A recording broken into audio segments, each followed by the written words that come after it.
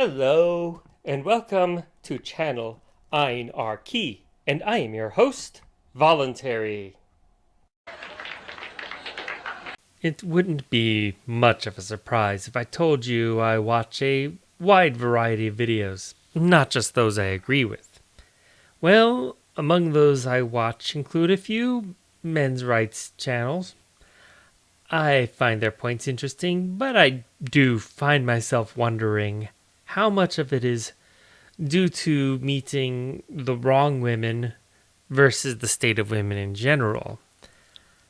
I guess my problem with Men's Rights Channel is that I'm married to an actually fully good woman, and I wonder if perhaps they are encountering a disproportionate number of bad women. Or perhaps I encountered a disproportionate number of good women. Still, there was this Tumblr post. Now, I know that everything posted on the internet is true, that nobody has ever made stuff up or posted anything false. I'm also aware that it is getting increasingly difficult to tell the difference between a legitimate yet extreme post and someone impersonating an extreme position, a principle known as Poe's Law. If you fall for a Poe, be prepared to get mocked. Still, there was this Reddit post. A colleague at work, 27M, of 1 year, refuses to socialize with me, 24F, or any of the women in our office. I'll link the archive below because this is otherwise slowly being cleaned off the internet. It is also being distributed and reproduced widely. Too long didn't read version. He is completely professional, but nothing more with the women. He socializes with the men. The woman making the complaint feels left out, so she wants to go to human resources. The thread topic made me nearly lose faith in humanity. The comments restored that faith. They are overwhelmingly against her, and the common theme is that he doesn't owe her any friendship, and she is dangerously close to creating a hostile work environment. Well, doesn't that beat all?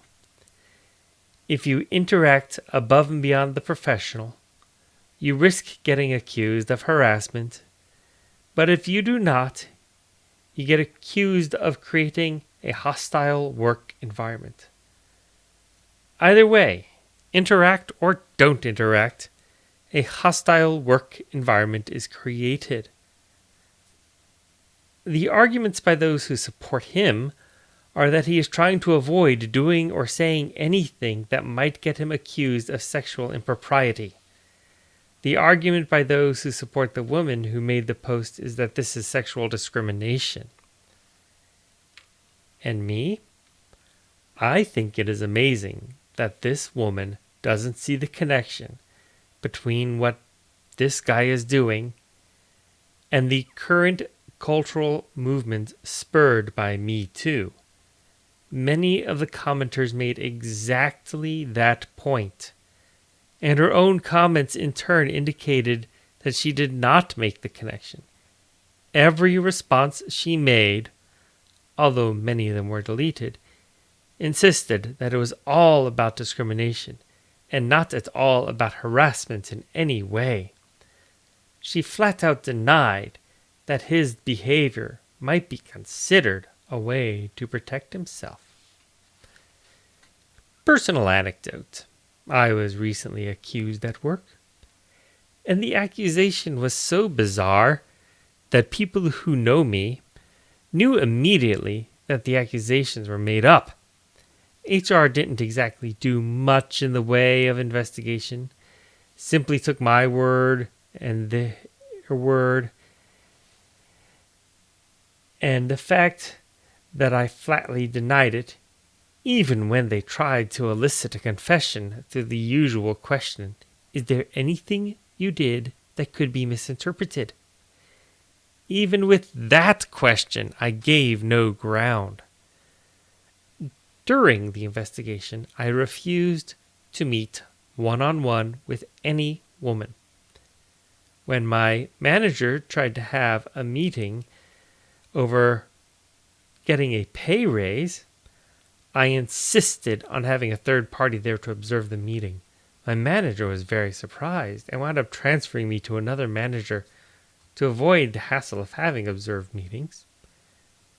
When the investigation was concluded, the HR manager reminded me of the no retaliation policy, except I still have no idea who might have made the accusation. I honestly don't know because the accusation is so out there. So I gave HR a week to answer a question and then presented HR with a document to transmit to my accusers. The question was, is defamation retaliation? The document tells my accusers to cease and desist all act of defamation, to submit a document to HR affirming they will desist all defamation, and then to submit a written apology and retraction for the defamation. I gave them 4 weeks to retract. Whenever there is a social trend, there are always some who take it too far, except for those who fight for human liberty. And yes, even MeToo has taken it too far.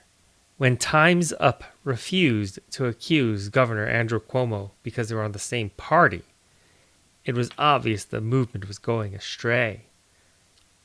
There are many articles and videos of women lamenting that men are no longer talking to them. Many are accusatory, saying this is retaliation for the Me Too movement. Or it could be people are afraid that anything they say could be interpreted as sexual harassment. Or people could be afraid that things would be completely made up out of whole cloth.